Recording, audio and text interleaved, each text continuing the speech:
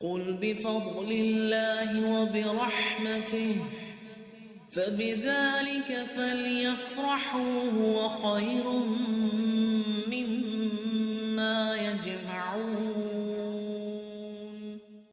تقویٰ کے 3 مختلف درجے بھی دیکھیں، اور یہی ہے اصل میں گناہوں کی زندگی کو نیکیوں کی زندگی میں ڈھالنے کا طریقہ۔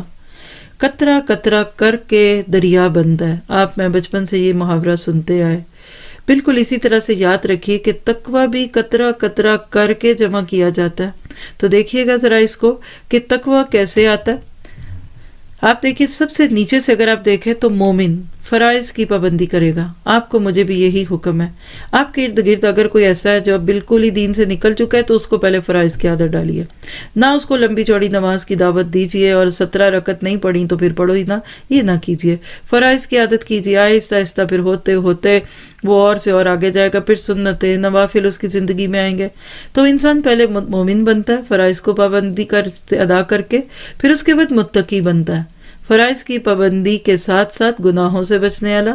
تو پہلے نیکیوں کی رغبت دلائیے، پھر گناہوں کو چھوڑنے کا مشورہ دیجیے، اور کرتے کرتے یوز ٹو ہوتے ہوتے آخر میں محسن کے درجے پہ فائز ہوتا ہے۔ فرائض کی پابندی، گناہوں سے بچنا اور احسان کا معاملہ کرنا، تو پھر زندگی میں نیکیوں کا حسن آنے ہی لگتا ہے۔